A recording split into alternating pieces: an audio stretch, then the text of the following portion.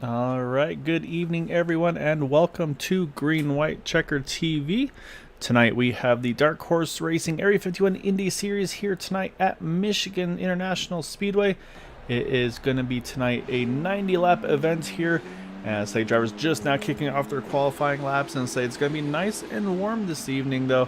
Let's say 114-degree track temperature right now as we hop on board with my partner in crime, Steve Gottschalk. So, Steve, I know he's got to run some laps here tonight. Got to get a little bit of a taste of that dirty air, but say a nice wide track here tonight. I'm sure it's going to open up some possibilities for these drivers here this evening. Yeah, I had a lot of fun actually out there drafting with a pretty good sized pack of cars. Hang on. No, you're right. As Okay. I know you had mentioned a little bit of the aero push. I say that you experienced a little bit. But then I know you also mentioned making a little bit of some in-car adjustments as well. How did you feel like that was maybe helping, hurting? Were you able to kind of get a feel for that through the course of that run? Okay, so as you guys can see on the qual lap here, when you're by yourself, either in qual trim or race trim, you can go flat out all the way around the track and pick any lane you want. I was very surprised to find out that if you're behind one other car or especially multiple cars, the aero push is unbelievable. So I was playing around with settings, ended up putting the weight jacker up to +3 and the front anti-roll bar down to +5, and I found that I was able to enter the turns a little bit. Well, I was a little bit pushy entering the turns, but I could get a better run off. I still had to play with the gas pedal though, because I just couldn't stay flat out when I was following people. And so what I think these guys are going to have to do tonight is play with their line and play with the gas pedal in order to be able to get a run on the car ahead of them and complete the pass, because otherwise they're going to just push into the wall coming off the turn.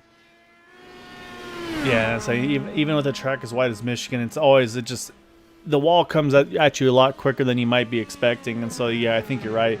These drivers definitely have to be aware of that, and then of course the other thing that's going to be, I think, going to be a potential curious of how it's going to play out tonight is going to be our fuel window tonight, Steve. 90-lap race here tonight, but I was hearing probably around 25 or so if you're going maxed out rich. And then if you choose one of those lower map settings, try to save some fuel, map 3, map 5, for instance. Obviously you got 2 through 5 to use to try to save a little bit of fuel, but if you can hold the draft there and run that high map, that might put you in a position there to be able to save, maybe try to turn this into a 2-stop race potentially. Of course, pending how the yellows turn out.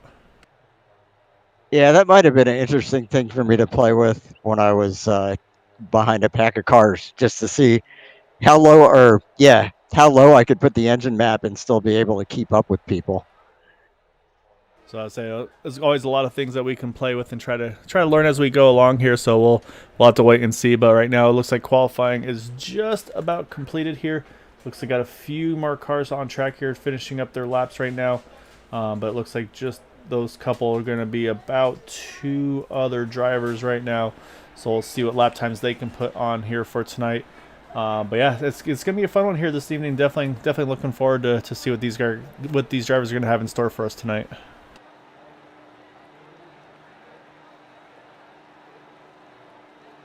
And I don't know if some people have to finish the second lap yet, because in qualifying at this track, it's going to be like on any super speedway.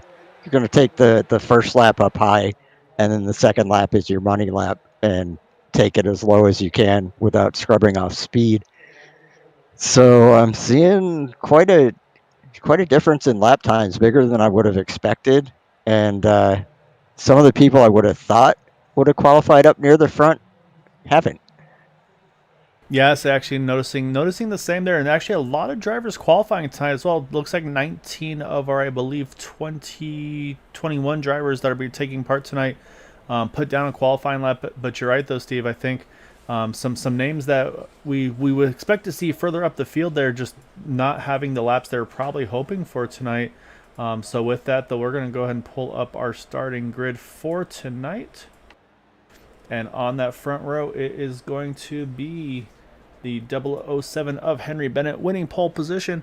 Right next to him, though, is going to be the number 50 of Charles Teed. Then got Matt Wagner third, Andrew Wood fourth, Yari Brupacher rounding out our top five. And say Yari, he won the sister track last season at California, so this could be a good omen for him potentially. Say very similar track, obviously, here. Then you got Scott Rankin sixth, Jimmy Dryden, Nick Degroot, Gary Corley, and Benjamin Combs. In 11th, 12th, you got Jim Brooks and Josh Laston. And then as we make our way through the rest of the field, you got Craig Forsyth in 13th, Jeff Hysong, AJ Hopson, James Ledford, Carl Henderson, Jim Herrick, Michael Spell, all making qualifying times. And the two drivers that opted not to put down a qualifying lap tonight include Jack Walls and Don Reedy, which, like I said, I believe is going to put us at 21 drivers taking part in tonight's event. So it's going to be a lot of fun to see what these drivers are going to have in store. I think we're going to see some pretty good action here tonight, Steve. Yeah, I think definitely. And one thing I didn't mention when I was doing my laps around the track, the suck up from the draft is just unbelievable in these cars. You get such a run on the car ahead of you. But I also noticed, especially on the backstretch, when you pulled out into the clean air to try and pass someone, if you didn't have enough momentum, it was almost like, like having a parachute drop out from the back. Yeah, and I think that's going to be all what it's all about, is trying to hit that momentum at the right time. So let's say another thing to mention is that we talk about some of these drivers, let's say just the dedication. Obviously, one of those drivers we talked about a few seasons back being Craig Forsyth, say having foot surgery and still racing in that number 27 machine.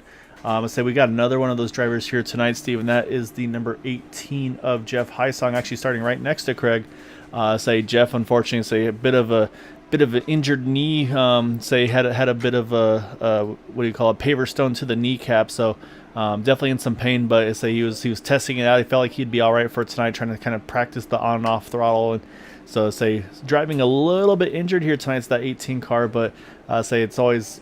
Say hopefully it doesn't affect him too much. But say it's cool to see these guys kind of sticking it out and it's a whole different thing when you're doing this for a league situation, obviously, versus these people that make their careers out of it. But I think also shows just how much these guys enjoy racing with one another in these series.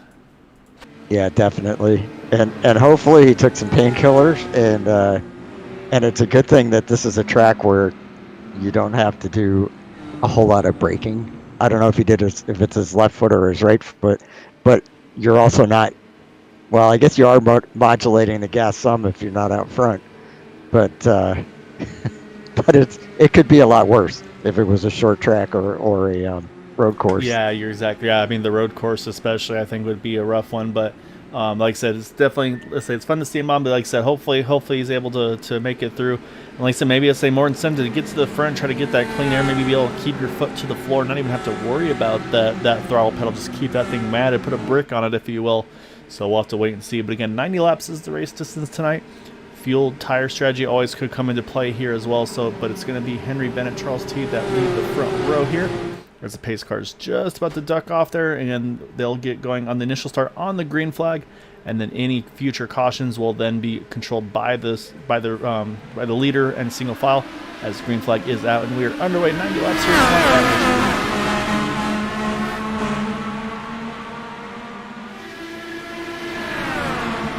And if I remember correctly, last time we had somebody lose it in turn 2 on the first lap. Yeah, I saw a little wiggle, but so far everyone's going to get through unscathed. As I said, I know Gary Corley's got contact, Jim Brooks involved, Jimmy Dryden's involved, yellow is out. I say pretty much second half of the field, Craig Forsyth's involved in it as well. So we got numerous cars involved. I saw the 99 and the 7 getting caught up in it, the 27's in it, the 51. I think James Ledford as well.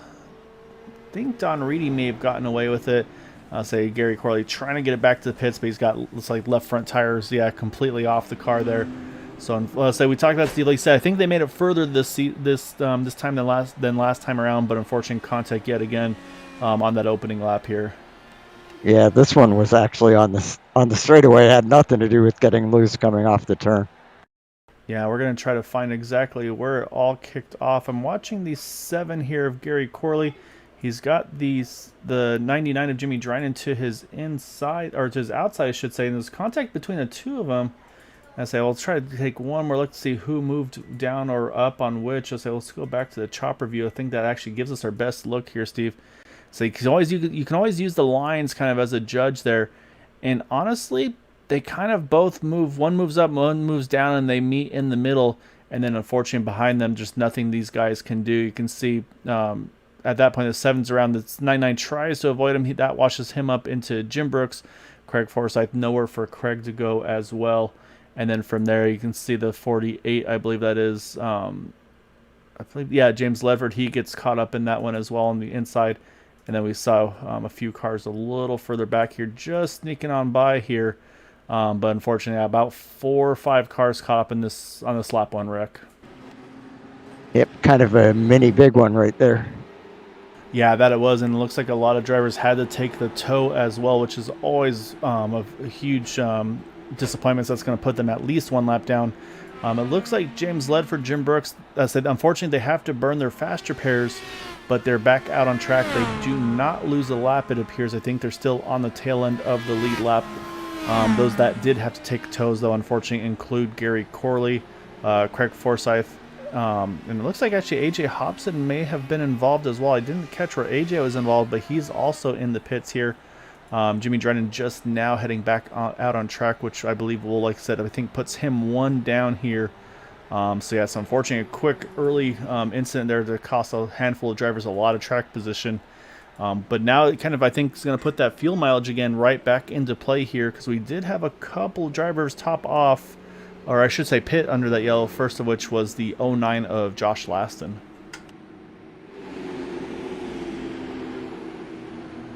I wonder if Jimmy Drennan realized he had a car coming up underneath him, because it kind of looks like he was trying to come down a little bit to catch the draft of the low line ahead of him, and then there was a car there. Yeah, I think, like I said, I think they're kind of going for the same real estate, really, unfortunately. And so it looks like actually we got a handful here also topping off, Steve, once we get the one to go right now. Yari Brewpock are going to be those leading them on the top off strategy with Jack Walls, Michael Spell, James Ledford, and Jim Brooks. I say for James and Jim, it might as well. They were going to have to restart in the back anyway. So I think that's the right call for them. And then also need to mention Craig Forsyth is now back out on track, as is Gary Corley. We'll let everything cycle through to see exactly where everybody is in relation to one another. But I think actually Jimmy Drennan looks like he actually was able to stay on the lead lap as well in that 99 machine. So I think Lucky Dog battle is going to be between the 27 and the 7 as of right. Oh, actually, no, Craig's trying to get up to speed. He's had a moment on the front stretch. I'll say he's not going to be happy that I caught that. Apologies for that, Craig. So unfortunately, night going bad from bad to worse for that 27 car. So now he's going to have to limp that thing back to pit road, and he's going to have to do so under green flag conditions.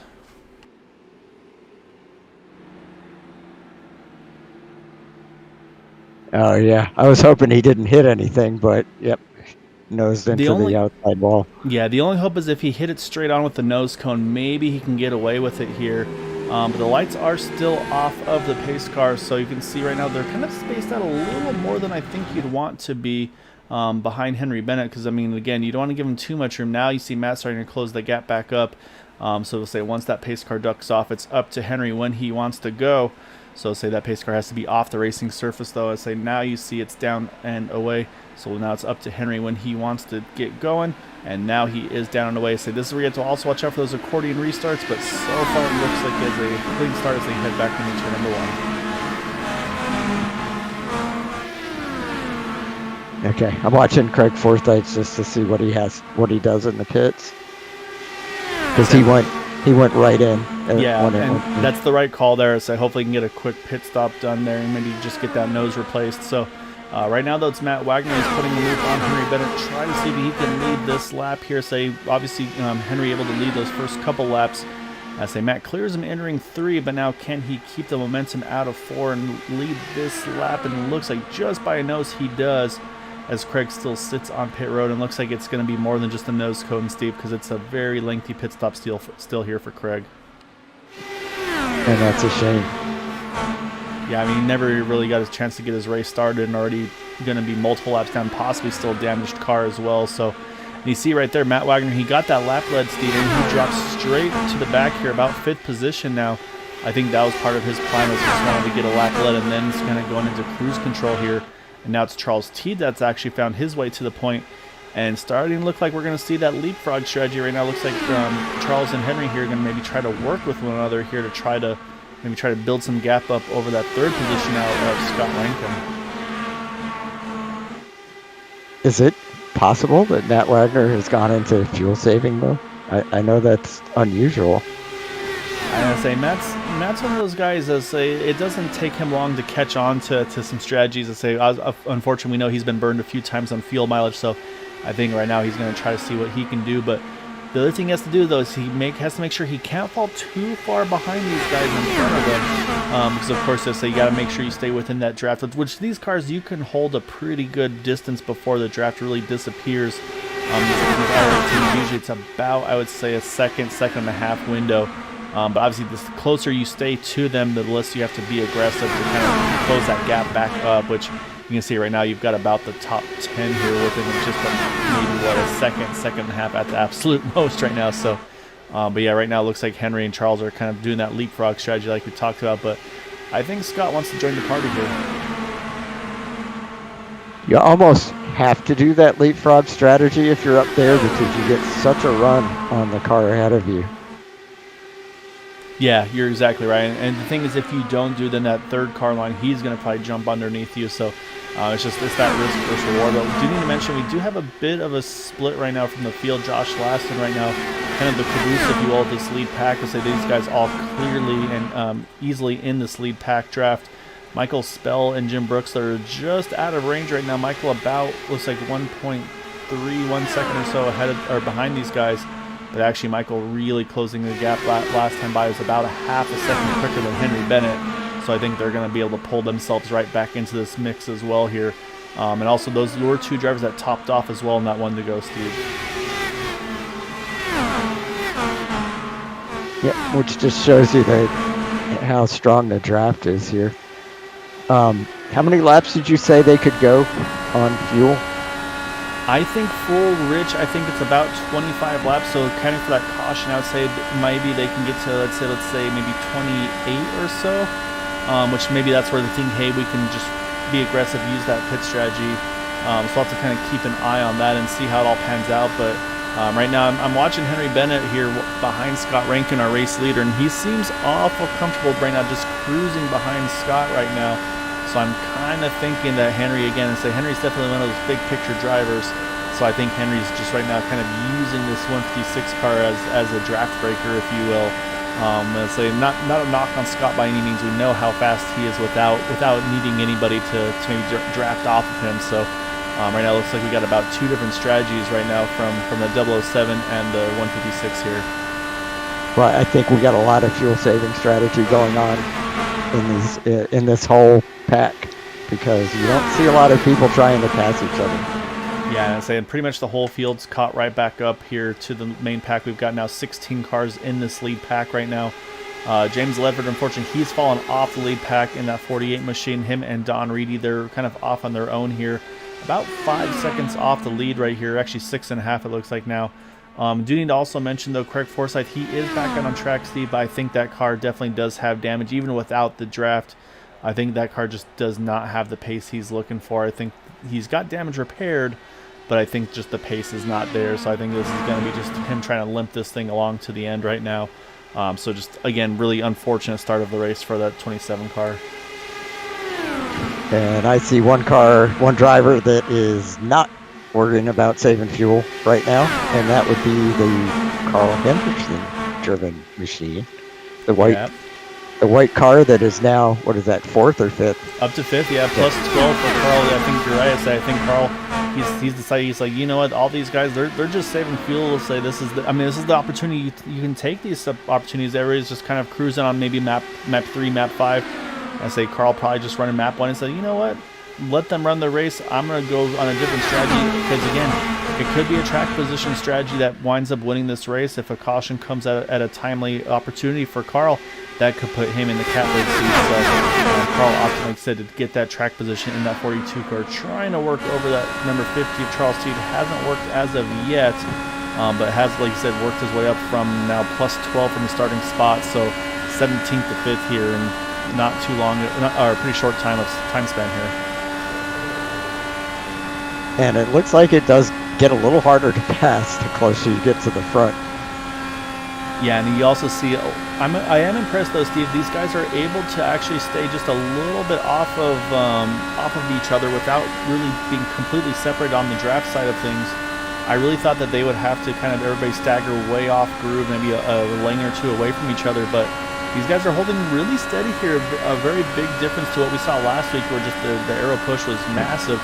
Here they're able to do a lot more close running with one another. And I think that track temp helps as well right now. Again, 114 degrees is that track temperature. Now Carl's gonna make a big move here on that 50 of Charles Teed. It's underneath. I don't think he's gonna be able to make the move complete here, but is still in a really strong spot. And actually, you see now he's taking advantage of those that 89 and make the move, trying to see if he can sneak around him while Carl kind of gets pinned to the inside. Yep, and I'll tell you what the difficult thing for him right now is, and I experienced this when I was out in practice. When you're on the inside, you get a really nice run going into the turns, but when you come off the turns, if you don't have somebody, there's a wreck. Oh, caution's out, yep. So we'll have to see where it is. We have a couple of cars involved. I think Jimmy Drynan was involved. Looks like Jack Walls, potentially, yeah, Jack Walls as well. Jim Herrick also caught up in this one. And I believe I see one further up as well. It's going to be, James Ledford also here. I think Jimmy Drynan also caught up in that. He's already had to take a tow into the pits. It looks like I was going to say contact these guys trying to get back up to speed. So let's go back and try to see what exactly happened here. So it looks like it may have kicked off around the 99. Yeah, it shows him already. You already see him spinning here. So let's go back a little further here. I think he just enters too shallow, Steve. It looks like, and we talked about you don't want to touch that apron. Unfortunately, I think that 99 just gets a little too much rotation, and you'll see him just get right up against this white line, or yellow line, I'm sorry. And then from there, so he's going to be a passenger just along for the ride here, and unfortunately, in a bad spot to those around him. I saw it. There must have been a second. I think there's a second. You're right. I think there's actually something else that happens afterwards. So we'll watch this one real fast. So we'll see if I think nobody actually looks like it's a solo spin for the 99 car. So let's jump further ahead then, around the 83 of Jack Walls and the 40 of Jim Herrick. Maybe actually it looks like it may have kicked off around them. We'll pick it back up here. Oh yeah, you can see there's a check up in front of them. Say Jim Brooks kind of looks like he had to react, I believe, maybe to Benjamin Combs. And then from there, they say these three, actually Michael Spell, another one involved. Sorry, missed that originally. But these three get caught up in it. And unfortunately, we mentioned James Ledford a little bit ways back here. I think probably just didn't know which way to go here. So we'll see Gary Corley, probably the same thing, just try to sneak through. Because right now, they're pretty much all throughout the track right now. So we'll keep an eye on it from here. And then we'll work our way back a little bit here. But you can see one starting to slide down the track there. So you're kind of having to pick and choose very carefully. You see, yeah, Gary goes low, then he has to go high, and then actually you already see the 48 around. I wonder if he may have got some help here. No, it just gets loose, actually, while slowing down, and that's what catches up the 48, unfortunately, in this incident as well. You know, I'm thinking if you're Jimmy Dryden, you're probably feeling pretty lucky right now. Yeah, I'm going to say that definitely is about the best you could hope for there. To have a spin like that and get back on track. Like I said, I thought that was the incident, but it actually was not. And actually, got to mention beneficiary of this is going to be Gary Corley. He gets back on the lead lap. He was involved in that lap 1 incident as well. So now he's going to be back on the lead lap in that number 7 machine, which is going to leave now, I believe, James Ledford and AJ Hopson 1 lap down. As I believe, actually, James might still be trying to take... Nope, there he actually goes. I wasn't sure if he's taking a tow or not. And then AJ Hopson, actually, he's staying out, Steve. A great call by him, because now he'll get that wave around on the 1 to go. and hopefully puts himself in position to get one of those laps back. As saying, just needs to catch a potential timely yellow as well. So with 20 laps complete, we're now at a position where, let's see, 90 minus 20 is 70. You can't go 35 laps. Yeah, so I think it's 2-stop regardless at this point. Yep, but that means these guys can go full rich now and not worry about how much fuel they burn, because they're going to have to take 2 stops.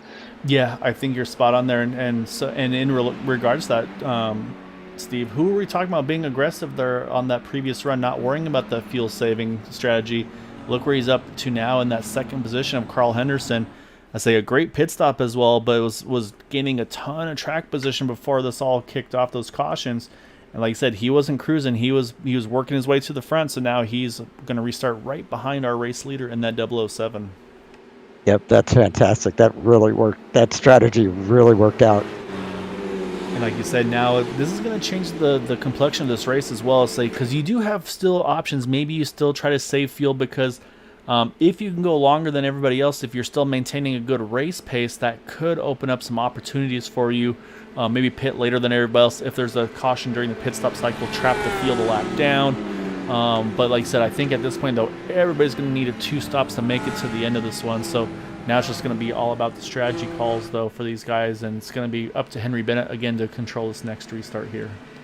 And Don Reedy is up to 3rd from 22nd place. So his strategy worked out really well as well. Yes, I think Don actually. I think he stayed out front, led that lap, and I think he actually tucked in on the pit stop in the pits there to get some fuel.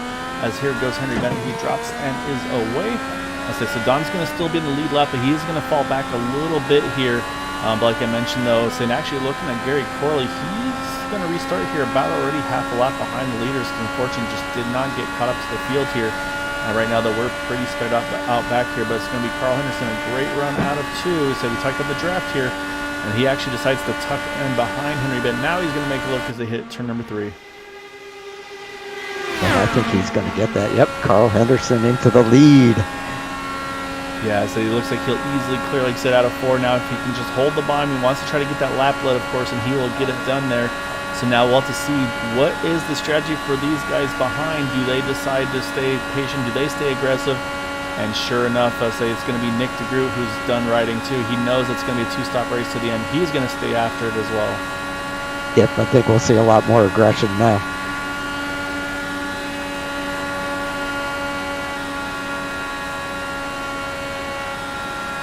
And so as he said, there goes Nick Degroot. He jumps to the point now as well.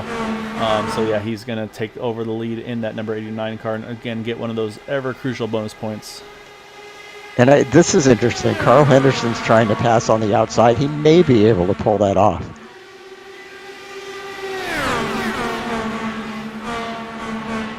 Yeah, I'll just have to see. Sorry, I was having to deal with a couple some inappropriate chat messages on our YouTube page. Hopefully all squared away now. But yeah, right now though, like you said, he was trying to make that top side work. Right now hasn't panned out for him yet, but again, still lots of time to go in this one.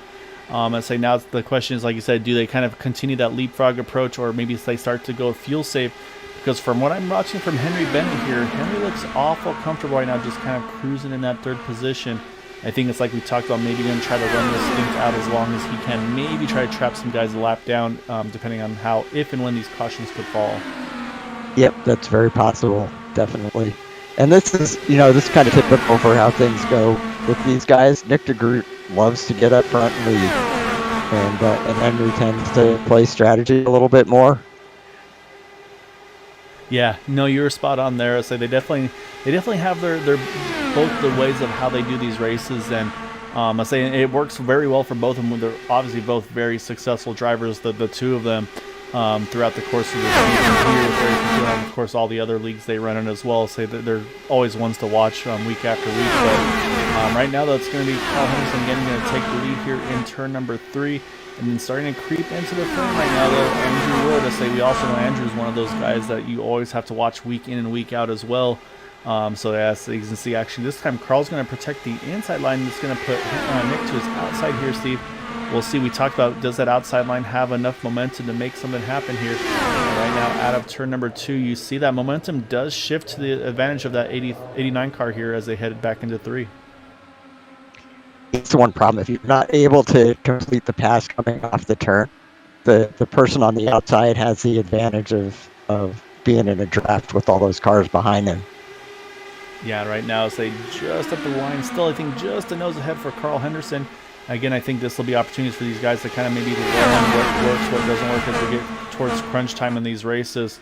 But right now, though, it's going to still be Carl Henderson at the point. But now there goes the 89 car. He's going to get to the inside of that 42 car. And I think he's going to bring Andrew Wood along with him.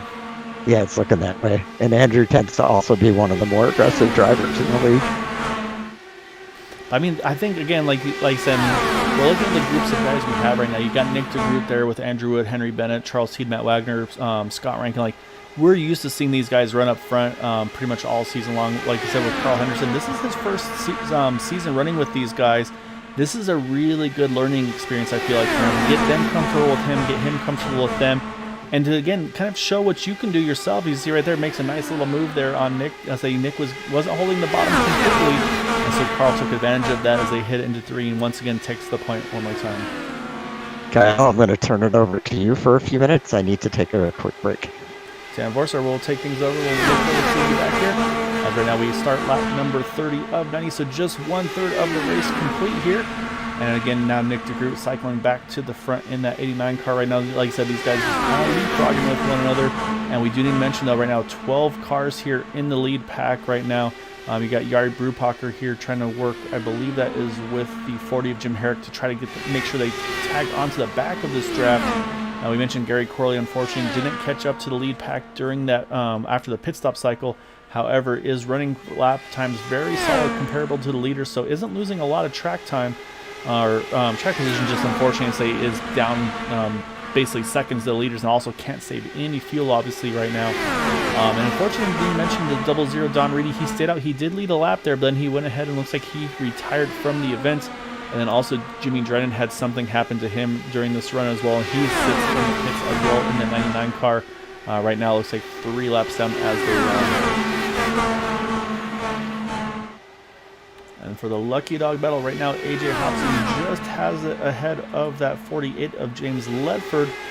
But you see, they have lost that draft between the two of them. So right now, though, say we'll stick up front. Cause right now, and also Craig Forsyth just hitting pit road in that 27 machine. Like I said, just day gone bad to worse for Craig, unfortunately. 2 laps down. I think this is a scheduled stop, if I'm not mistaken. I think he had to pit there because he took that wave around. So I think that was a planned stop for that number 27 machine. But like I said, just the night just not going the way that Craig was needing it to here this evening.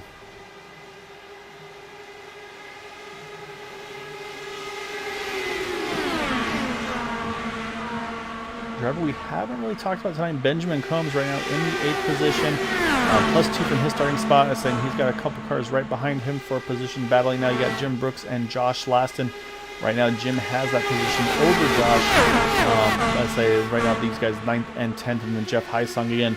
I was like sticking this one out even with that knee pain in that 18 car, still holding on to this lead draft as well. So I don't think, like I said, I don't think we've seen the last of Jeff here either. I'd say if he's in contention at the end of this one, we will definitely see him make some moves here. But now up front, though, it's Andrew Wood now who's going to take over the point. And I think right now these guys are being pretty nice and playing nice with each other, being curious and kind of the give and take that you love to see with these races. I think, again, everybody just kind of wanting to put themselves in position once it comes time to make those critical pit strategies. And which will be coming up very shortly here, because right now we're just starting on lap number 35 now. They pitted on lap number 19. So I say we're going to start getting into that window shortly. So we'll have to keep on again. We believe it's going to be a 25 lap window roughly on fuel. So I say we should be seeing them around lap 45. So probably about 10 more, depending, of course, again, how aggressive some of these drivers are going to be. As I think we'll see that range probably from about 45 to lap 50 will most likely be our fuel window for these drivers here tonight.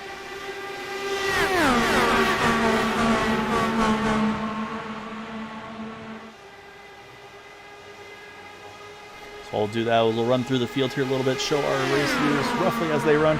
Right now, Andrew Wood leading from in that 64 machine, plus +3 from his starting position. Behind him, Nick Degroot +6 from his starting spot. And then in the third position, you've got Carl Henderson. Mentioned him a few times here tonight, +14 from his starting position. Now working on that third spot as we just talked about that. And Henry Bennett sitting in fourth in that 007. I think Henry, again, I think he's playing the long game right here, just saving every drop of fuel out of that 007 car. I think he's got a plan, and he's going to stick with it until it's go time. And then I'm thinking pretty much the same here for fifth place Scott Rankin in that 156 car. Started in sixth, currently in fifth. But I think he's got something up his sleeves as well. I think these guys are all playing the long game right now, including also that 11 of Matt Wagner, the 50 of Charles Teed. So these two have been running pretty tight with one another. You see, again, Charles going to try to take a look here as they go into turn number 3.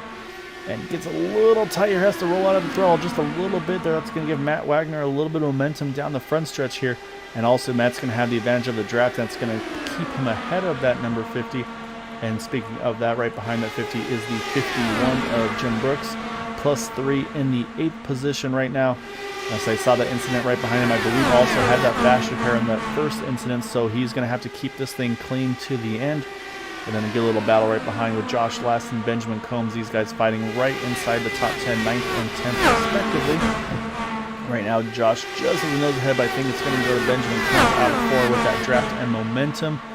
And then rounding out, that's our top 10. Then in the 11th, you've got the 18 of Jeff Heisong. Yari Brupacher right behind them in the 12th position. And then, as you mentioned, Gary Corley in 13th. Kind of off on his own, unfortunately. And so I think he might have to be one of the first to pit since he's been running this whole race on his own under this last restart. Right now sitting about, I believe, 24 or so seconds off the lead. And then right now our first car, actually only car at the moment, went down the number 48 of James Ledford. Say same thing for James, probably not too far away from pit stops for him.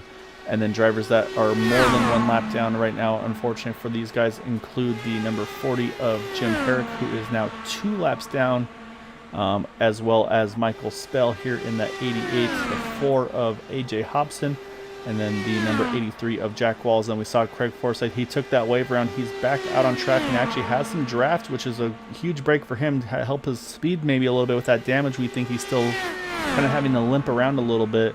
So I'll say Craig just doing what he can here to try to salvage a finish here tonight. So now we'll jump back up front to our leaders, which again, as you can see right now, again, starting to switch back and forth between the number 64 and the number 89. Henry Bennett, he's brought himself now back up into that third spot. Again, I think he's starting to kind of put himself in the window, in the spot where he wants to be once it hits time for pit stops. Which again, I think is going to be in about the next 3 to 4 laps, depending on what the fuel save is for these guys. I think, like I said, I think we're going to see a mixed bag of that window. I think it could be about a 5-lap window from the first set of drivers to hit pit road to our second set, which right now, as you can see, right now it's bouncing again, still between Andrew Wood and Nick Degroot.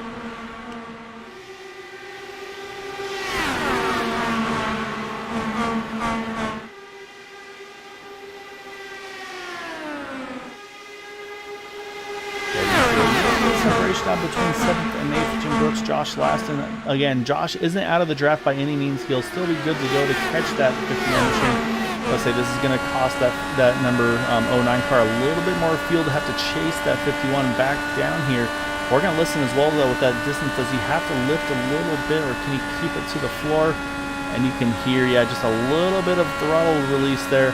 And I think, honestly, I think that makes the racing that much better when these guys have to get out of the throttle. So I think off throttle time always a key for good races here.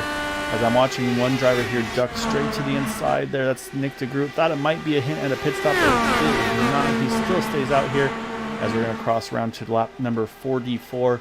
Again, I think that pit window is going to be opening very soon here for our leaders.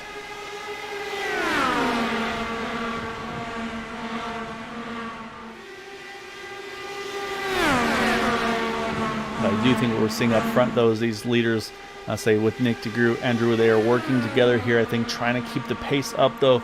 Like I said, if they can do that, that helps prevent that third place car from getting too big of a run on them.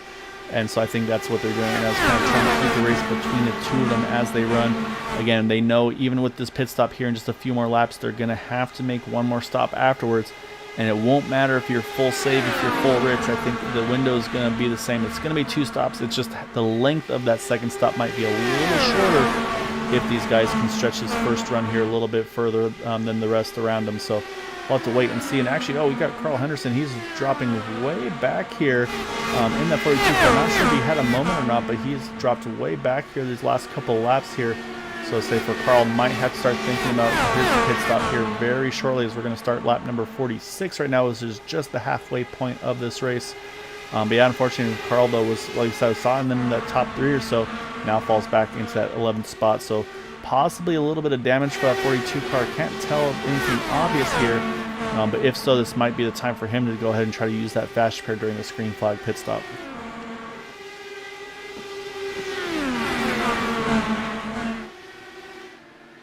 And it looks like Nick Degroot, yep, he's going to be the first to hit pit road in that number 89 car, going to come in right behind Gary Corley.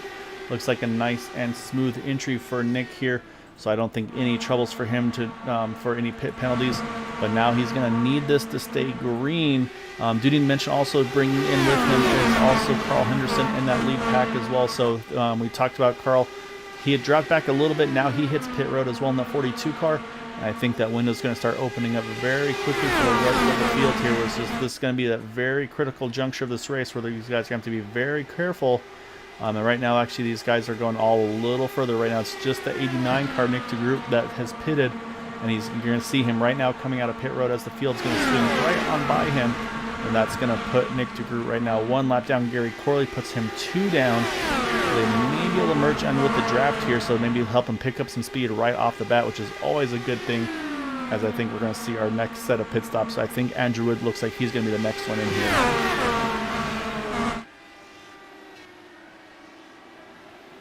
Yeah, here comes Andrew Wood. He's going to bring Matt Wagner, Jim Brooks. Oh, Gary Corley almost gets into the back of Jim there. He's also going to bring Josh Laston and Yari Brupacher as well. So it looks like about 5 drivers here hitting pit road. Oh, as I say, that caution's out as they hit pit road. And I think it is for the 70. It is. It's for the 7 of Gary Corley right in the middle of that pit stop cycle. It's going to be tough for Nick Degroot. That's going to put him a lap down along with Carl Henderson.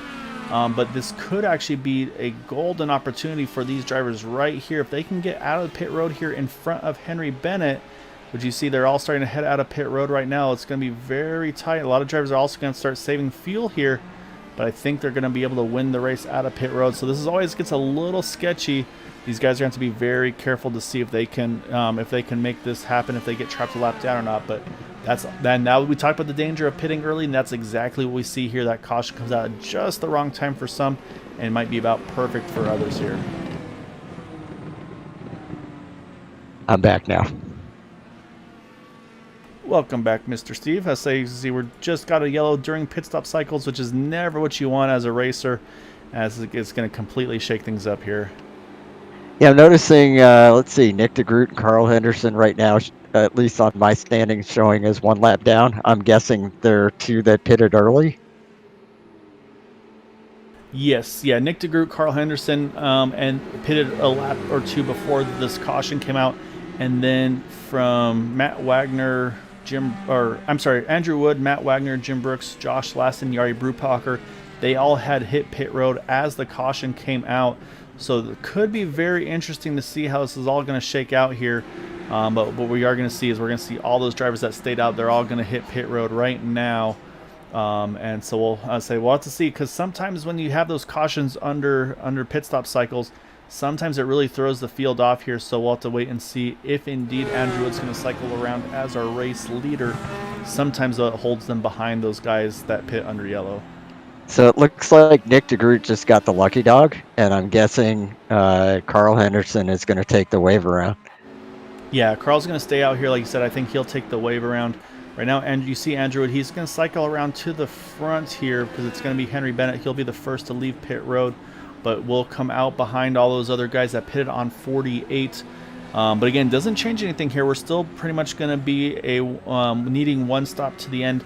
However, now it's strategy time, Steve, because they're going to be restarting this race probably with about, let's say, 37 most likely, 38, 37 to go. It's going to still be about, we think, maybe about 7 laps short, even if they go full lean. But does somebody maybe try that gamble and try to stretch it as far as they can to see if maybe something like this happens once more? Yeah, I'm thinking that nobody's going to be able to stretch it that far.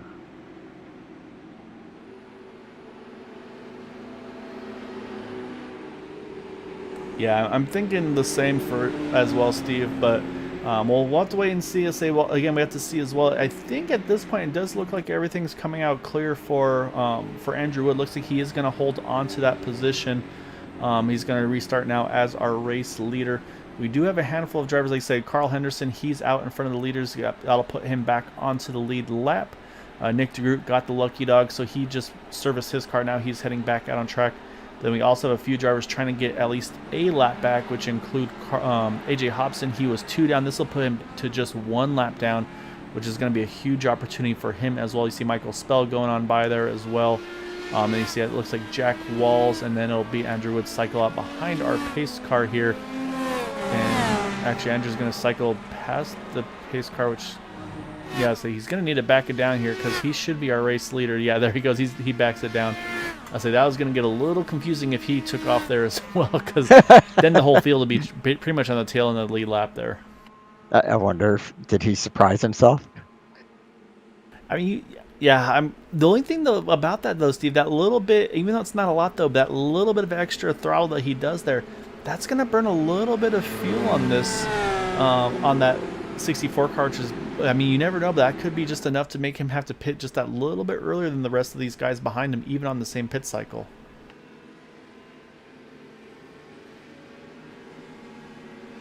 So let's see, I'm noticing that Jim Brooks up to 3rd. Josh Blaston, who is Carl Henderson's partner in crime in the broadcast booth on my Sunday races, he's up to 4th.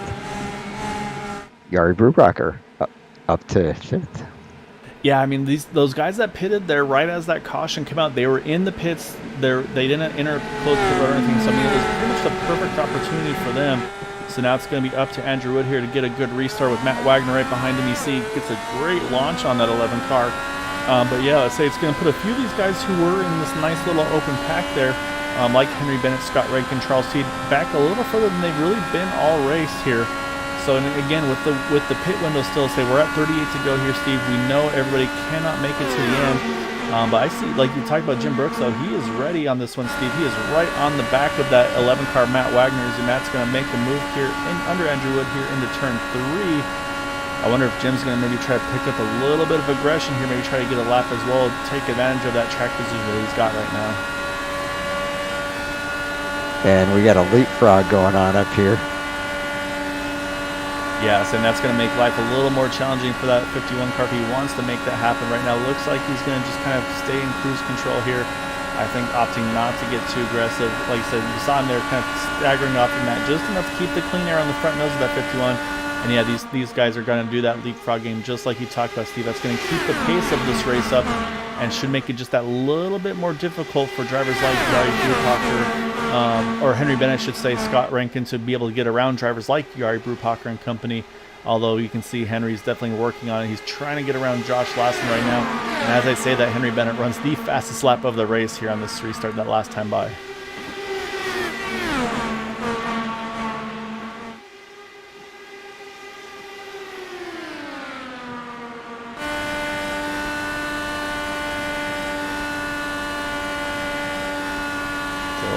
Last lap or so, though, Matt Wagner didn't opt to jump around the 64 car. We'll see if he does now. Yeah, there he goes. Wasn't sure if maybe Matt decided to start doing a little bit more fuel save, but no, they're going to continue that leapfrog like we talked about. But like you can see, though, right now, we've got, again, pretty much the top 9 drivers, it looks like, all pretty much lockstep with one another here. Looks like Jim got a little tight there, possibly out of turn 2, Steve. That's going to open the door here now for Henry Bennett, Yari Brubacher. They're starting to close the gap. And then another driver that got that waiver, or sorry, the lucky dog, Nick Degroot, he is now around. He ran his fastest lap, or actually, I'm sorry, the fastest lap of the race in that 89 car, trying to keep touch with these guys, because right now he's about 9/10 of a second off of Jeff Heisong, which again, you want to stay within about that 1 second window for the draft. I noticed that Yari is having kind of the same problem that I had in practice. He's tried a couple times to make a pass on the inside, and the first time he gained a couple spots when they went into the turn, and then he lost it all. And this time he actually lost another spot, and so he's having a rough time completing passes. And I'm sure, you know, when you get back where he is right now, the aero push is much worse than what the second place or third place car is experiencing. Yeah, I mean, you can see he was almost running the wall there in 1 and 2 to try to keep that cleaner on the front wing of that 49 machine as he gets right onto the back there of Henry Bennett, but not enough to do so. Do anything with it, and like we talked about, maybe try to take advantage of that clean air, and that's exactly what Jim Brooks is going to do here, Steve. He's going to come out of forward here with the lead and should be able to hang on here. He's going to get a lap lead himself in that 51 machine. So saying looks like now it's going to be Andrew Woods going to actually try to work the top side here through 1 and 2. We've seen a little earlier tonight as well.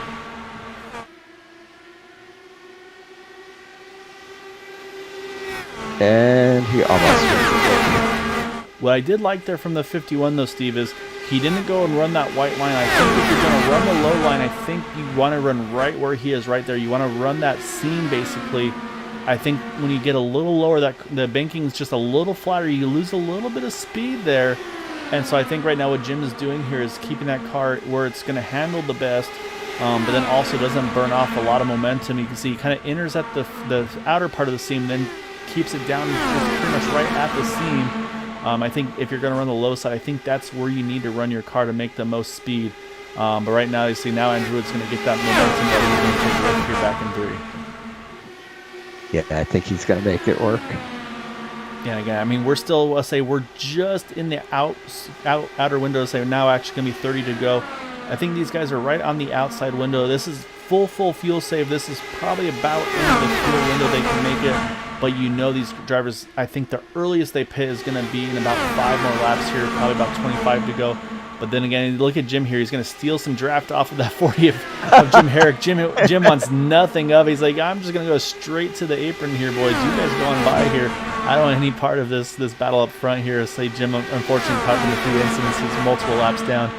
And say Jim Brooks trying to steal any draft he could off that 40 car, and say the 40 decided, yeah, you just do you. Don't worry about me right now. I know how that feels if you're Jim Brooks also, because you see that car you can get a draft off of, thinking I'm going to take advantage of that, and then he pulls off the track and you lose your draft. Yeah, exactly. Right. I remember we were talking about just a few laps ago, Nick Degroot being on the edge of catching the draft, Steve. He's now up into that 4th position. You look at Henry Bennett, he just made a 2-for-1 pass there. Jumps around Jim Brooks, jumps around Andrew Wood. He takes the point there at the line. But now here comes Jim. He's going to try to take the lead on back. But here comes again the 89 of Nick Degroot. He's going to try to do the same here. Runs a little lower here in 1, running that lower line that we talked about. But he's going to cycle out of turn number 2 back in that 2nd spot. And nobody is in fuel save mode right now. There's no fuel save going on right now, but do notice that we have lost a few drivers from this lead pack, unfortunately. We got Carl Henderson and Benjamin Combs in 11th and 12th. They're about 3 seconds off of Charles Teed. So unfortunately, they are not in the positions they'd like to be in at this point in the race, let's say, because now they're in a tough spot right now. Right now, the last driver in the lead pack here is Josh Laston in that 10th spot. Like I said, I think, like you said, Steve, I think Josh and Charles T, Jeff Hopson, I think these guys are all doing that fuel strategy like we talked about. They're going to let Jim and everybody, let them run this race, let them run aggressive. Right now, these guys just want to kind of run their own race. But what I want to see here, though, do we see any alternate strategy? Do we see anybody decide, hey, let's pit maybe at that pit window? Yes, you risk going a lap down, but does that maybe be a benefit for you in the long run? So I say the question is going to be, of course, the lap times by yourself versus in the pack. How much time do you lose when you're off on your own here? Yeah, I'm guessing it's probably a lot. I think that strategy would not work out. Unless you have a few other cars, just like at a Talladega race. If you have a few cars that go with you that you can draft with when you come out, I think that would work. But going in by yourself, probably not. So I was saying right now we're at 25 to go, Steve. So I feel like pretty safely now this is the window where these drivers can make it to the end should they choose to. But you're right, though. I mean, and that might be something else. I mean, we know a lot of these drivers, they share Discord channels with each other. They're in communication with each other. Does anybody say, hey, if we hit here, we come out together, we could try doing the leapfrog game. We can maybe put this race in between the two of us. Do we maybe see that strategy come out in play here tonight? But so far, it looks like everybody's just going to run this one out here a ways further. Because, again, 90-lap race. These guys all pitted around lap number 48 to 50. So if we give him that 25 lap window, that's going to be pitting at about, what, 20 to go, if I'm not mistaken, Steve. Actually, I think I am mistaken. It'd be more like 15 to go now that I'm thinking, if I have my math right. Yeah, lap 75-ish. So yeah, about 15 to go would probably be about the furthest that, I should say, the furthest on aggression that you can go. If you stretch it all the way, if these guys are saving, maybe trying to run that 30 laps, I think they could go to 10 to go on fuel. But again, there are a few drivers there, Steve, like Jim Brooks here. He had to pit on 48 there when the yellow came out. So he can go a little bit less distance than like a Nick Degroot, Henry Bennett, them pitting at lap 50. So I say they've probably got maybe a lap or so on that 51 car the way they're running right now. Yeah, I think you're exactly right there, Gael. The one who's unfortunately in a tough spot is Carl Henderson, because he's lost touch of the draft, and he pitted at 46 and had to take the waiver on Steve. So he's going to have to pit even earlier than these guys, and again, still sitting about 3.5 seconds off those guys in front, which right now is Charles Teed in the 10th position. But yeah, right now these guys definitely aren't showing any signs of wanting to hit pit road early, which is, it was kind of, I was toying with the idea of it, but like you said, I don't know what the pace is. Because let's say we can look at lap times of drivers that are maybe off on their own, but I don't know if they have damage or not. So we don't know what an accurate speed is right now. It looks like 32.6, 32.7 is about the speed of these guys that are doing this little tandem leapfrog racing. I'm not sure what the speed would be for these guys that are running off on their own, because of course, again, they could be nursing some damage like we saw earlier with Craig Forsyth. Well, I think, let's see.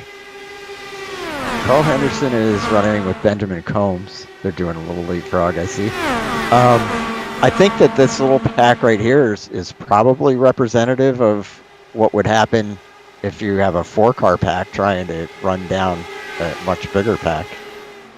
Yeah, and I'm saying if that's the case, you're right, though, Steve. They're right. Actually, it was Carl last time. I was at 32.73, 32.59 for Benjamin Combs, though. So, I mean, with a smaller group, it looks like it could be feasible. I'm looking at James Ledford. He's off on his own right now. He's running 33 flats, 33.06 for Craig Forsyth, who I do believe is nursing some damage. So, actually, we got Nick Degroot here, Steve. He's going to be the first to pit here. He's pitting at 19 to go. So this is going to be the strategy starting to kick off with our championship leader. Okay. I'm a little surprised if he's pitting by himself there.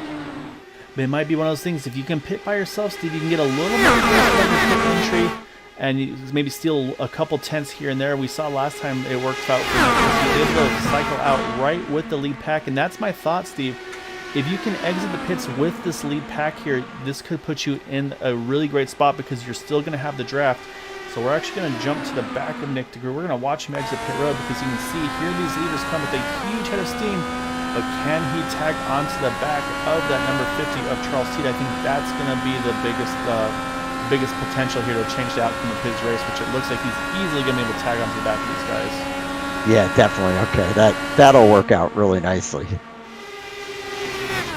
now we have to wait to see. We have to see who's going to be our next driver to pit, because that's going to be I think the big question mark. Nick Degroot's pit stop, Steve, 8.15 seconds. So that's a 4 tires and fuel stop for Nick for sure. No strategy or anything like that there. He's going with the tires and fuel. I don't think we'll see anybody do fuel only. I think it's just too much fuel and too much to risk with old tires. Should we be able to get this whole pit stop cycle done under green? Man, Nick did a Kyle Larson run. Through 1 and 2, like right up by the wall, and almost hit it. We got a bunch of people coming in the pits now. Yeah, you got 3 coming together. You got Matt Wagner, Scott Rankin, Josh Laston, Carl Henderson tagging on just a little bit behind them, trying to make up some track position here. So I think you'll have 3 of them potentially together here, but that's going to be the question now. Do they come out with one another, or do we see the potential of them? Does maybe Nick able to jump in front of them or not? So we'll have to wait and see, because right now you can see that the pace is going to slow down because the field is getting a little smaller. It looks like Jim Brooks, he's going to hit it right here in the 51. Oh, he gets loose, but can he save? No, he catches the inside wall, just barely caught it. That's going to be enough damage, I think. Yeah, that's suspension damage. That's race done for Jim, unfortunately. As they already had to use his fast repair, so unfortunately a mistake for the 51 car is going to put him out of the running. But now, again, we talked about Nick Degroot. Look at this, Steve. He's already unlapped himself around the 007 of Henry Bennett here. You've got Henry Bennett, Andrew Wood, and Jeff Heisong right now are the 3 remaining drivers in this lead pack. Charles Teed about a second off of them. Do we see any of them hit pit road? We do. It's going to be Andrew Wood hitting pit road.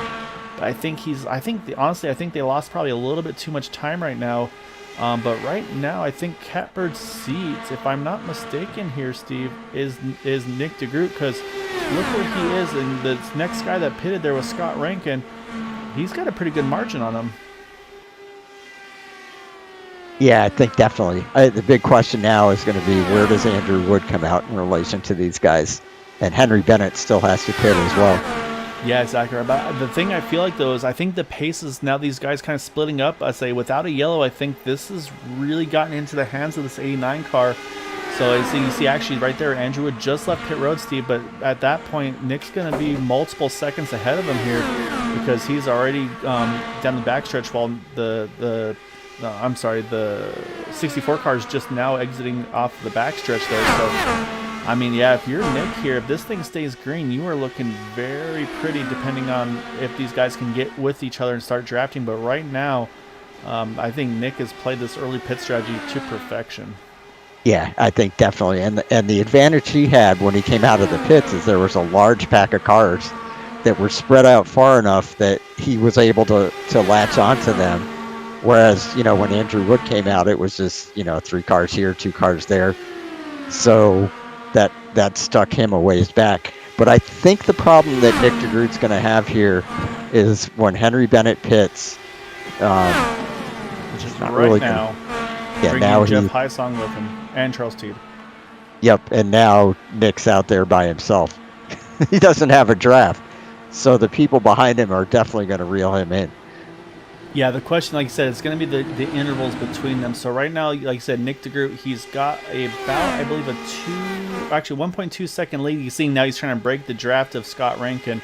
But like I said, the problem for Scott, though, is he's going to start for Nick, is Scott and Andrew, they're about to get hooked up.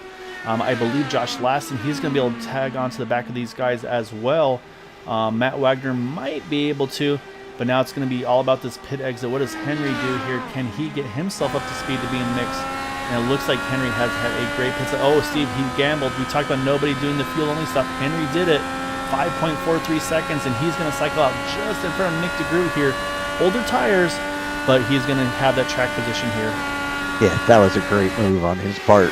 Now let's see if he can hang in there. I think he will be able to. Yeah, I think tires, now that he's got, I said the pit exit, that was going to be the hardest part there. But he took the fuel-only stop, Steve. He gains about, 3 seconds of pit stop time with that. And look at that, already going underneath Nick Degroot. And I think this also might be them trying to slow down that gain from these guys behind him. Now they're going to, again, do that leapfrog battle. Can they separate themselves from Andrew Wood, Scott Rankin, Josh Laston and company? Because now it's going to be, it looks like about a 7-car pack should they all hook back up to one another. Unfortunately, yeah. Charles Teed, not the pit stop he needed. I think it looks like actually Charles, he tried fuel only as well, Steve. But I think may have not got quite the pit exit he needed. He's down about almost 3 seconds down off of Matt Wagner. And as they say, that Matt Wagner fastest lap of the race in that 11 car. So these guys are all trying to jockey for position. You can see the 09 and the 18 trying to work with the 11 as well. Because right now they're about 0.8 off of off of Scott Rankin. So like I said, a few more laps here, Steve. This could be a 7-car battle for the win.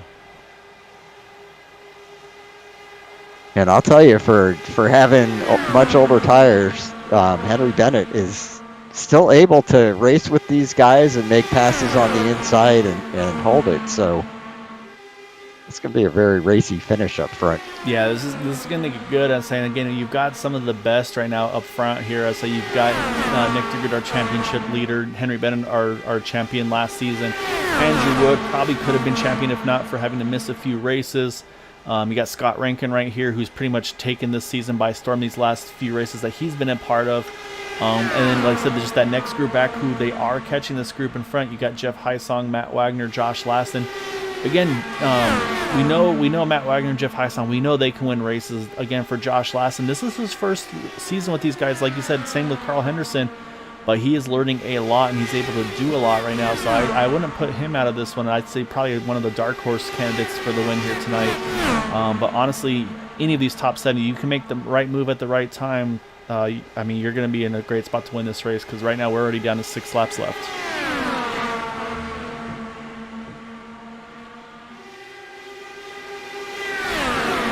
All right, so Steve, I'm going to put on your thinking cap here, as it looks like it is going to be 7 cars here. If we can make this green to the end, where do you want to position yourself? Do you want to be the leader on the white flag? Do you want to be second?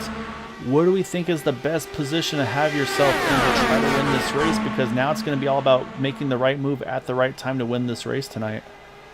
I'm pretty sure I want to be the leader and take the low line all the way around the track and make the second place guy try and pass me on the outside. We have seen that work a little bit before, so right now they aren't doing it yet. You can see, and there goes 3 wide here for the lead here. It's going to be Nick Degroot on the bottom, Andrew Wood in the middle, Bennett on the top. As they come through 3, it's going to pretty much go inverse here. It's going to be Nick Degroot that's going to take over the point over Andrew Wood. Then Henry Bennett drops the 3rd. And like I said, here comes Jeff Heisong. He's on the move as well in that number 18 machine. He is right in the thick of this thing as well. And again, it's brought Scott Wagner right into the mix as well. And then Josh Lassen right now just about a half a second off, but definitely don't count him out if he can get the right move, right momentum at the right time. He'll definitely be in contention for this one tonight too. And Nick Degroot has already started the strategy of protecting the low line. I think it's too soon, Steve. I think he's going to need to wait a little bit more, but you're right, though. He's right on that white line. You cannot pass below that line, but you're right. He is definitely starting to play that protect game as we got 3 to go. And again, this is all based on this going green to the end, Steve, because if there's a yellow, as you see right there, Nick going low there, it's going to wash that car up. So if you can get the momentum, you can maybe try to cut underneath that 89 car because he's going to lose a lot of momentum doing that, hugging that inside line, that white line like he's doing. You can see Henry trying to keep him pinned to the bottom.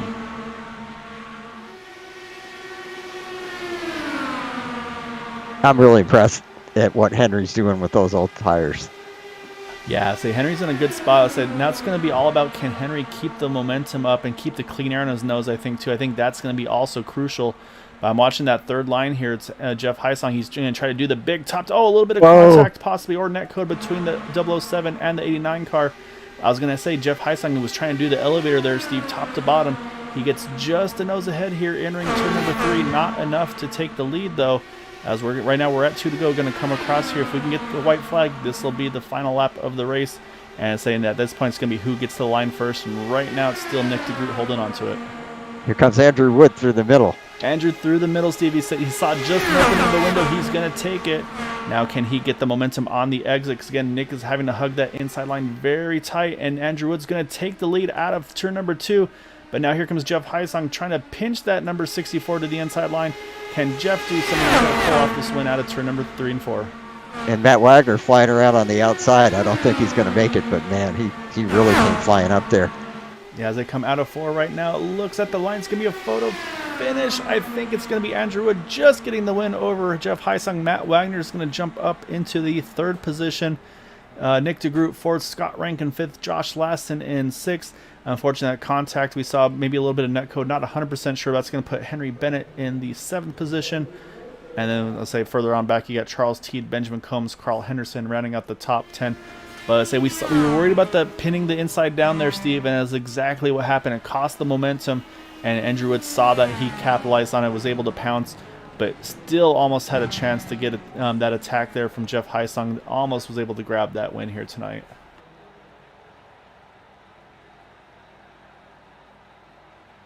Okay, we'll jump back. We're going to take one more look at this coming to the finish because I want to see how close it was between the 2 of them here. So we're going to watch from Jeff Heisong here. As you can see, he's got the momentum here. He's trying to make a move out of turn number 4. You see he tries to steal a little bit of draft there, then jumps up to the top. And then, but let's say right now you see the 64 doing everything right here, protecting that inside line. And then we'll watch, see how close it was at the start-finish line. So, like I said, I think it was about 100th of a second, if I'm not mistaken. But Andrew Wood going to pull off the win this evening. I just, wonder for Nick Degroot how much momentum it cost him when him and Henry Bennett touched each other. Yeah, that's actually a really good point as well, Steve. It's really hard to say, but you're right. I mean, that could have also cost him a little bit of momentum there as well. But man, just a great battle of these guys. Like I said, they're all dicing out. Everything was looking great for Nick, like we talked about, Steve. But then, like you had mentioned, those guys are going to be able to get lined up and chase that 89 back down. So he had a little bit of breathing room, but then just wasn't enough there at the end. So let's pull up our final results for tonight before we get to our interviews. It's going to be Andrew Wood over Jeff Heisong by 9,000ths of a second. Matt Wagner there in third. Nick DeGroot, Scott Rankin rounding out our top five. 6th through 10th, you got Josh Lassen, Henry Bennett, Charles Teed, Benjamin Combs, and Carl Henderson. 11th through 18th, you've got Yari Brupacher, AJ Hopson, Jack Walls, James Ledford, Craig Forsyth, Jim Brooks, Michael Spell, and Jim Herrick. And the final finishers tonight were Gary Corley, Jimmy Drynan, and Don Reedy in the 21st position. All right, Steve, with that, we got to chat with some drivers here. We're going to kick things off with our third place finisher. And I'll say we're talking about drivers that are sticking it out. Say this one's kind of trying to, I think, fight off a cold here tonight. But say was talking to him pre-race and was sounding a little bit rough, but say that number 11 of Matt Wagner able to stick it out. Started third, finished third. You're in the hunting there at the end, Matt. Say just couldn't maybe make the right move that you needed to at the right time to try to grab the win. But I mean, great result tonight. But what do you feel like you maybe could have, should have done different to be able to try to make a jump at Andrew and Jeff there? Oh, I wouldn't change a thing. When they were coming to the line, it looked like they were going to get together, and I had a run coming, and it forced me to check up, and I'd rather cross the line with a non-wrecked race car and finish third instead of finishing like 8th or 10th. I didn't realize you had to check up, Matt, but I saw you with a tremendous amount of momentum on the outside and wondered if you're going to be able to do anything with that. Yeah, Jeff and Andrew, it was really scary coming to the line because they both knocked heads with each other. Oh, that was a very scary moment there, but I'm happy with third. Oh, there was also a tense moment coming out of the pits. Me and Josh Lasnik both crossed the line first, which I thought ended my race. It really did coming out of the pits, and I lost like 2-3 seconds. And with the help of the draft, with Henry and Charles and them coming out of the pits, it kind of helped me out. Yeah, you had to come from a little bit of a ways back, right? We noticed that, after everybody had cycled through pit stops, that there was, 2 cars together, then a little gap and 3 cars and another gap and 2 cars. And we kind of figured that it was going to close up, but it closed up more than maybe I thought was going to happen. Yeah, that was mostly due to Jeff Heisong and Andrew Wood, really. Coming down the back straight, I was like, 3 seconds in like a matter of like 3 or 4 laps. So I'm right on their tailgate, and I'm like, oh, let's go. Let's do this. So the other thing we got to mention, though, is that the pit strategy on that final stop too, Matt. So we saw Nick DeGroot, he pitted fairly early compared to the rest of you guys. But then once everybody started cycling through, I mean, he was out by about a second. When you saw him cycle out in your guys' draft after the pit stops, did that change any of your ideas? Maybe think about maybe pitting a little earlier, see if you could then jump in that lead pack as well, or did you just not want to risk the potential of getting trapped lap down if there was a yellow? You hit the nail on the head there, because the last caution we had was I'm guessing someone spun out of the pits. If I had to guess, I didn't want that to happen to me because I know exactly how that feels like. And there's been multiple races where it cost me multiple wins of going a lap down and leading the most laps, and that's just horrible. And being with those guys at the end was just, I was just glad to get there.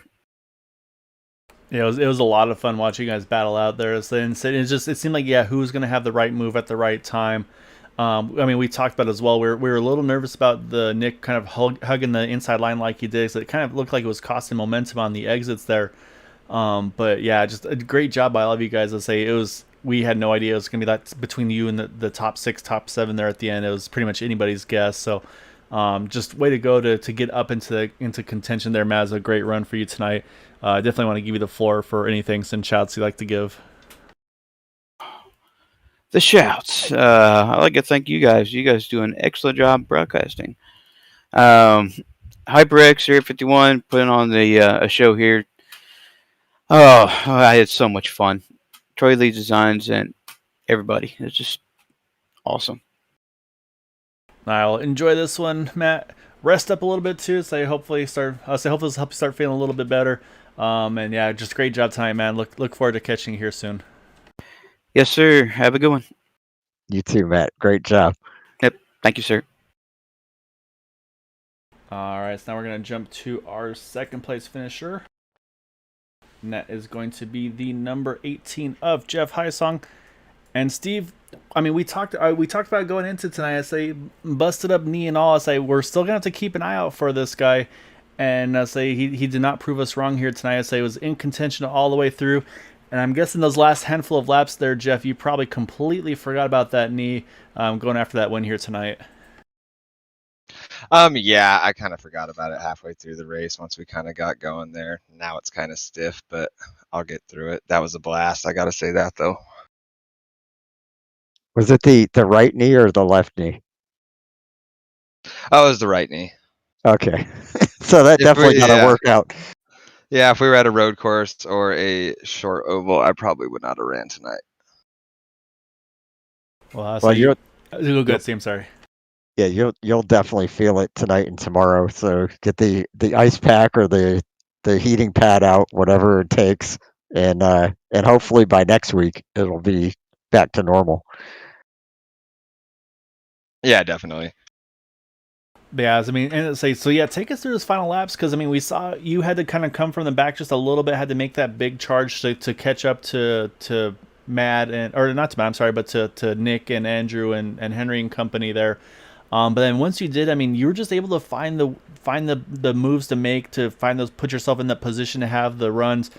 We saw you run the top there at the coming through 1 and 2, I believe it was, and like I saw it mentioned in the chat that the little bit of contact or net code possibly between Nick and Henry there. Let's say we're kind of talking, you're kind of making the elevator move where you kind of run the top and get that big arc down and get the big exit off those guys.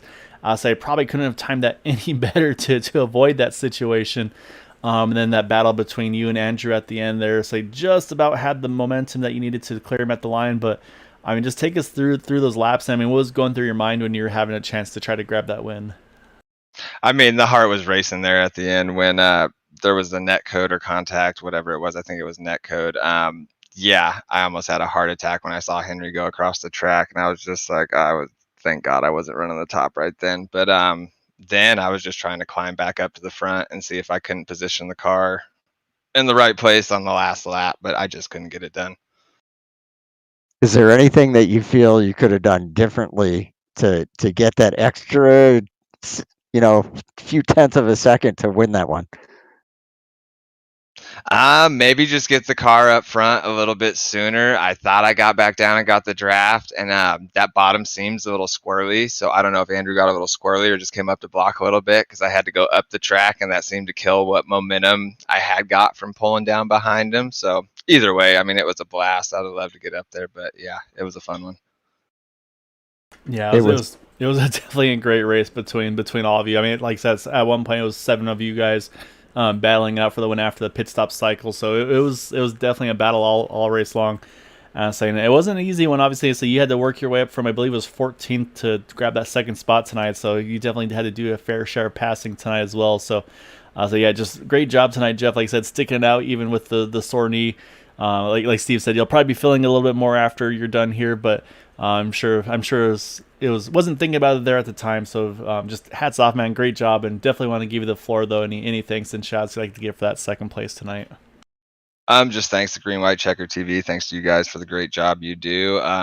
Big shout out to the family. Love you guys. My son in California. Love you. And then awesome job to those guys racing up front there. That was a blast. I mean, it was clean except for the netcode incident. I mean, that happens sometimes, but I mean, that was about as fun as you can get racing that close.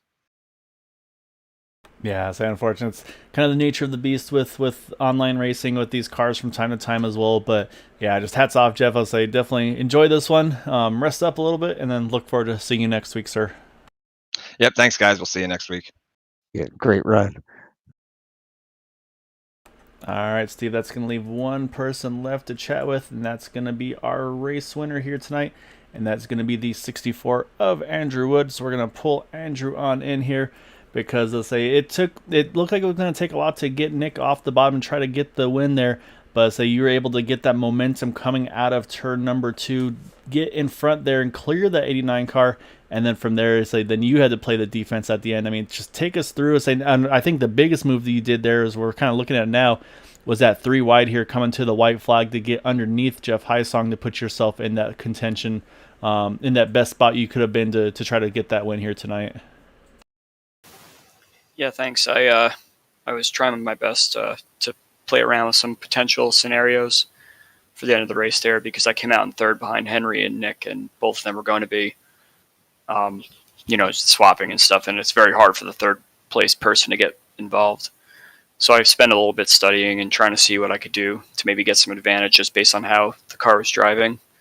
I tried that 3 wide through the middle with them the first time as just kind of like a test, and I knew that that would be probably the only opportunity I would have to get by just based on the tires and the lines that we were taking. So I was just going to say, hope that lap 100 comes around and I have the opportunity to do it again. And Nick was a little bit, I'm kind of surprised he took the same line, just hugging the bottom because he saw what I was able to do the last time and it didn't really work out for him there. And he had that incident with Henry too. It's just very, very tough to hold the bottom in turn 1 with based on how the cars were driving tonight. Andrew, when you were, back in third or fourth place and having to make that move through the middle, one thing I noticed when I was out there practicing with you guys, I couldn't stay full throttle even after I made some adjustments to the chassis. I couldn't stay full throttle through the turns without worrying about pushing out on exit and hitting the wall. So, you're stuck between 2 cars. You have to worry about pushing out and hitting a car. So were you playing with the gas? What did you do to be able to get that momentum and keep it? Yeah, I know exactly what you're getting at because I was thinking the same thing in practice as well. I wasn't able really to get the hammer down through the corners, especially if I was behind cars. But it's really just trying to guess where the clean air is going to be for the most part. If you're stuck directly behind a car, there's no way you're going to make it through the corner without any sort of lift. But yeah, if you could find just a lane around with the seam and keep your line through the seam, and there's no car there to disrupt your air, then it'll work out. Plus the tools in the car, the weight jacker helps a little bit, especially mid corner, sneaks you down underneath the car where there might be some cleaner air. Yeah, I never quite figured out exactly. This is the first time I've really played with that stuff, and I never quite figured out what was the right numbers, but I definitely made it better. Yeah, a little bit of trial and error goes a long way for sure. Definitely. But anyway, that was a heck of a move that you made to go through the middle like that. And I'm sure you were thinking about last week when you finished second and were a little bit disappointed as you're coming to the line, neck and neck with Jeff Highsong, like, oh, please give me that win. Yeah, honestly, that thought wasn't going through my mind. My big focus tonight was I'm not going to be here next week, so I needed to get myself some good points tonight. Yeah, and then I do it by risky driving through the middle of 2 cars on the front straightaway where it could easily end in a DNF. So, but I was trying to get the maximum amount of points I could today just to make sure that no one overtakes me for that 8th position in the championship, so I can make the playoffs. But since I was 8th and I won, no one from 9th on back can overtake me next week unless they win. So I think I'm pretty much set for the playoffs, and we'll take it from there. Excellent. Did what you needed to do. And I'll tell you something. You had such a good group of drivers up there at the end. I mean, everybody in this league is clean and respectful, but I mean, you had like the cream of the crop up there. So I'm sure that you felt like, pretty safe if you made a move like that. Yeah, that's part of it. the cream did rise to the top of this race, but I really am kicking myself for my pit stops because both of them are pretty subpar. And if the cream of the crop did rise to the top, and I had missed some traffic, or rather draft air and such on my outlap, I would have been toast. So I was lucky, and shout out to, I think it was Laston or maybe Rankin actually, that helped me springboard past him and to catch back up to the lead pack again. Were you worried at all that you guys might not catch them? After I had my poor pit stop, and my first thought was when Nick overtook Henry and I before my pit stop, I thought for sure he was going to run away, just because he had enough fast laps to catch back up through the pack and get to the front of it again. I was worried that Nick was going to have too much of a gap for us to catch him for the last 10 laps. I kind of thought it wasn't totally going to work out because Nick would be up there without anybody to draft with for a little bit, and that was going to hurt him as far as everybody behind him who was in packs of 2 and 3. Yeah, you need to work with the right person on this kind of track just because you're flat out, whereas somewhere like Indy, you can kind of like use the 2 corners to get yourself locked back into the draft again, whereas here you're just on a circle, essentially.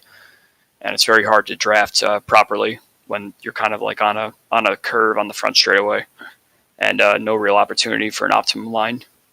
Okay. But you also have to have the right person that knows what they're doing too. So you kind of have to have trust in who you're racing with to say, okay, you go here, you go there, you go here, you go there, kind of thing. And I know Matt Wagner has alluded to that as well in previous races, commenting on some of the way that we swap draft. Yeah, I mean, that's the thing, is you got to be able to work with each other and make the right moves at the right time. And like I said, see, obviously not the pit stops you're hoping for, but I mean, still you're able to put yourself in contention, like I said, and make those big moves to grab the win here tonight. So I'll say just awesome job tonight. Like I said, and Steve and I were mentioning, it's just a lot of fun watching you guys battle it out there for the win here this evening. So just hats off, man. Like I said, able to hopefully position yourself in the position to stay in that top 8, get into those playoffs, and then see what you can do with some of the guys that we expect to kind of see week in and week out. So just awesome job tonight, Andrew, and definitely want to give you the floor though before we let you go for any thanks and shouts I'd like to give for that win tonight. First, I'll shout out my roommate, who I hope I'm not waking up right now. He's back from an overseas trip, so he's asleep right now, trying to catch back up to time. So shout out to him for putting up with the sounds of the racing tonight, first of all. And then, of course, shout out to you guys in the league and you guys broadcasting. It's a lot of fun watching the races afterwards. Shout out to my Team Talent guys, PRO guys that are all watching tonight. And, we'll see what happens from here. Hope you guys have a good race next week because I won't be here, and I'll be watching. Well, we will miss you, and I hope that nothing unusual happens to knock you out of the top 8. Yeah, that would be kind of icing on the cake for what my driving's been like lately, despite what I did tonight. But yeah, we'll see what happens. I'll be watching just to make sure. But congrats on that win. I mean, it was really fun to watch you guys battle it out there at the end. Yeah, definitely. Yeah, well done, Andrew. Yeah, definitely enjoy this one, man. And yeah, welcome back to your roommates. Hopefully they can get readjusted to, like I said, get those time zones back. Cause that's always a tough one to bounce back from. But like I said, next week will be interesting. Say Atlanta, that's going to be I think a definite wild card. As I think a lot of drivers really haven't run that with this car before. So it'll be fun to see how what that one's got in store for us. And like I said, then already coming to playoff time, try to beat the holidays, if you will, get it in before Christmas. So just great job tonight, man, and look forward to seeing you in 2 weeks time. Yeah, definitely, I'll be here, so I'll catch you guys then. All right, Steve, that is our race winner in that 64 of Andrew Wood. Like I said, I mean, it turned into about that 6-7 car race at the end. A little bit of net code, unfortunately, dropped Henry out of contention, but again, though, Henry, no tires there, was able to still make those big moves, put himself right in an ideal spot there. I think, but like we talked about, I think if Nick Degroot, if he had a helper there, maybe went with that same strategy that he did, they could have maybe made that race between two of them. But unfortunately, he was kind of rolling solo there at the end. But just what a finish! I mean, that was really exciting racing coming to the finish there. Yeah, it definitely was. And I would like to say also that Andrew Wood is the only one that finishes the race not in the infirmary of the top three. Well, so that's always a bonus as well. So yeah, we didn't get to see all the post race stuff there, but yeah, just what a race though by these guys. Saying you have to wonder though too. I mean, does that affect any potential bonus points again? Because there are the bonus points for a clean race car, so hopefully that doesn't affect anybody's top 8 positions as well. Say because yeah, it could come down to like we always talk about those bonus points. We'll have to wait and see. We'll definitely look into those points going into the finale next week. The regular season finale, I should say, next week. And yeah, Steve, I mean, we're a week away from playoff time already. It's crazy to think that it's been already 10 weeks here. Yeah, I can't believe how fast it's gone. Or no, 6 weeks here. I'm sorry, I'm jumping ahead of the game here. But yeah, but Steve, as always, sir, a pleasure able to do these broadcasts with you. And it's always a lot of fun to be able to hang out with you when we're not racing and kind of talk racing and have fun with these guys. But yeah, looking forward to next week at Atlanta. I think that's going to be a very interesting one. I say it's a very fast track, a lot of banking. We'll see how quickly these guys adjust to that one. Yeah, definitely, and enjoyed this as always, Gael. I would like to also give you a shout out for winning the, I believe it was the AOLL truck race this week. Is that the one? Yeah, Or I snookered in some fuel mileage on those guys. Barely was able to stretch the mileage, but was able to make it happen. So that was definitely a nice little surprise there. And and then I got to return the favor for you. So I know you got a big championship to battle for coming up on Sunday over there as well with the Cup car. So definitely hope to join you with that and help you any way I can. But it's always fun to kind of get a little bit of everything with the leagues and with racing. I say it's a very pretty small, tight knit community, so always a blast to be able to share it with you and with all of the other guys that we know. Yeah, thanks. Likewise, and you definitely are a master strategist. So hopefully we can come up with something. I'll do my magic as best I can, Steve. And of course, to everybody watching, thank you all so much for supporting us here at Green White Checkered TV. Again, lots of great racing, lots of partnerships as well. Obviously, here with Dark Horse, they race on Wednesday nights. Their season's going to be starting up pretty soon, so if you're interested in doing some more open wheel races, they run the DW12 cars over there, so definitely check them out as well. And of course, I'll be back here on Green White Checkered TV on Thursday for the Super Speedway Truck Series, partnered up with TW Motorsports. And then Sunday, Monday nights as well, Xfinity cars at Super Speedways, and then Monday night Next Gen at Max Speed TV for those 2 races. So check them out as well at Area 51. Until then, though, hope you all have a wonderful evening. Hope you all had a very happy Halloween. Until then, though, have a good night and take care, everyone. Night, everybody.